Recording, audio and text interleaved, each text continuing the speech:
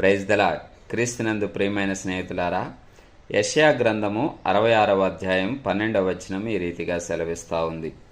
యెహోవా ఇలాగు సెలవిచ్చుచున్నాడు, ఆలకించుడి, నదివలే సమాధానము ఆమె యొద్దకు పారజేయుదును. మీరు జనముల ఐశ్వర్యము అనుభవించున్నట్లు ఒడ్డు మీద పొర్లిపారు జల ప్రవాహముల వలె మీ యొద్దకు దాని రాజేతును. మీరు చంకన ఎత్తుకొనబడెదరు, మోకాళ్ళ మీద ఆడించబడెదరు. విన్నారు కదా ప్రియమైన వారలారా, మనము ఎలాంటి పరిస్థితిలో ఉన్నాము అంటే దేవుడు మనల్ని చంకన ఎత్తుకుంటాను అని సెలవిస్తూ ఉన్నాడు. అనగా ఒక చంటి పాప వలె, చంటి బిడ్డ వలె చంకనెత్తుకొని మనల్ని ఆదరిస్తాడు ఆయన. కాబట్టి మనము దేనికి కూడా దిగులు చెందవలసిన అవసరత లేదు. ఇంకా ఏమని సెలవిస్తూ ఉన్నాడంటే, మోకాళ్ళ మీద ఆడింపబడెదరు. అర్థమవుతుందా?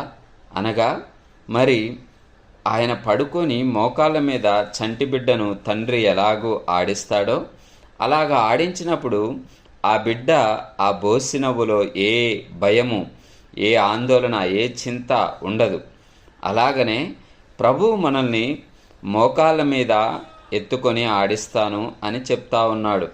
అనగా మనము మోకాళ్ళ మీద ఆడించబడుతున్నాము అంటే ఒక చంటి బిడ్డకు వలె మనల్ని ఆయన కాచి కాపాడుతూ జాగ్రత్తగా రక్షిస్తూ మన సంతోషాన్ని, సమాధానాన్ని మనకు ఆయన దయచేస్తాడు.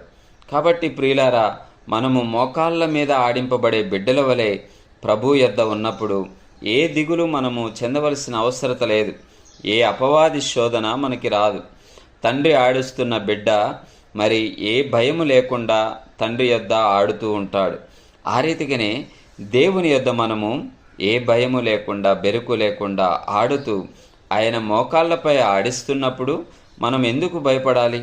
కాబట్టి ప్రతి చిన్న విషయానికి మనము కలత చెందకుండా, ఇబ్బంది పడకుండా ప్రభు చెంత నిలిచి ఉండి ఆయన యొక్క ప్రేమను పొందుకుంటూ ఆయన ఆడిస్తుండగా ఆయన యొక్క కౌగిలిలో మనము సంతోషించి ఆనందించాలి. అటువంటి కృప దేవుడు మనందరికీ దయచేయునుగాక. ఆమేన్.